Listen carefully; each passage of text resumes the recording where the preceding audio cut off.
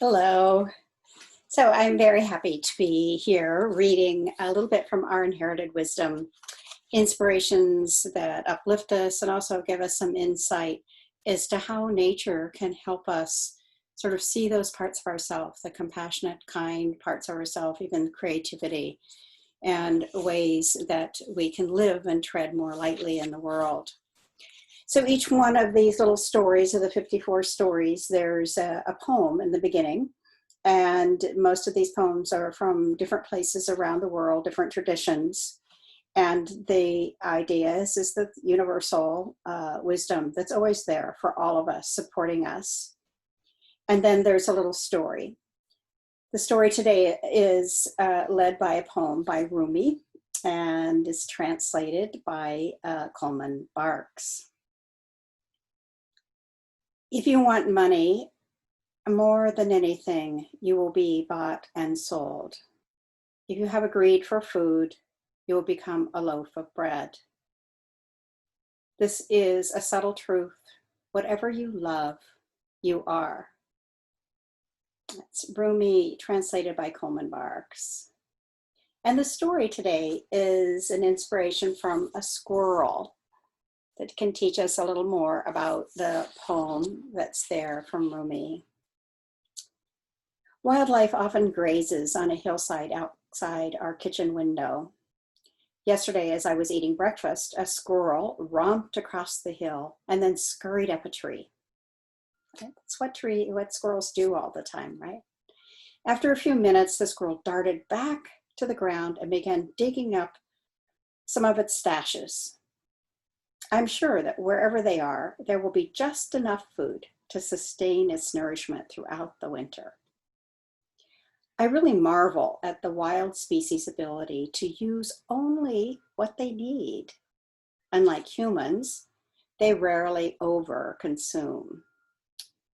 Most animals are careful with their food sources. That is, they don't overgraze, pollute, exploit, destroy, but leave enough there to foster regeneration.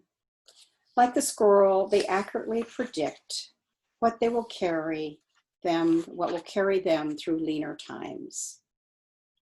Overall, nature in general, and especially the wild species, model timeless principles of non-greed, trust, respect, patience, responsibility, and authenticity. Abundance is something that is innately understood and often shared in the natural world, and also by many of the early peoples, even up until maybe 100 years ago. There was a real respect for the resources that sustained all life. As contemporary humans, we struggle to reconnect with this fundamental aspect of our existence. It isn't surprising that universally various religions warn us to beware of the pursuits of gluttony, pride, lust, envy, anger, greed, and sloth. Most of us likely feel as though we have these negative traits in check, especially since we can readily identify them in others. It's only them that have it.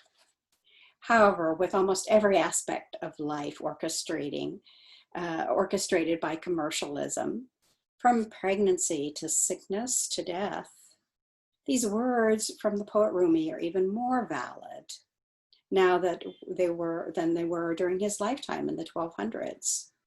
Slothfulness, for example, has seeped into our lives in the guise of convenience. Gluttony seems to be woven into the comforts of our paved plastic metallic world. Rumi's words, "Whatever you love, you are," inspire hope that we as humans can once again fall in love with what has been there all along. Not only the eternal love of the divine, but that love expressed in every aspect of nature.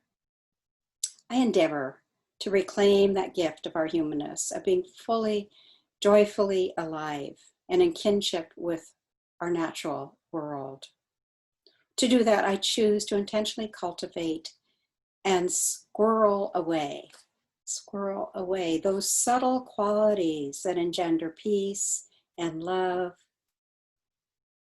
such as kindness, gentleness, and respect. I'm so happy you're here. Thank you for listening. This was a little story from our inherited wisdom, and may you be well.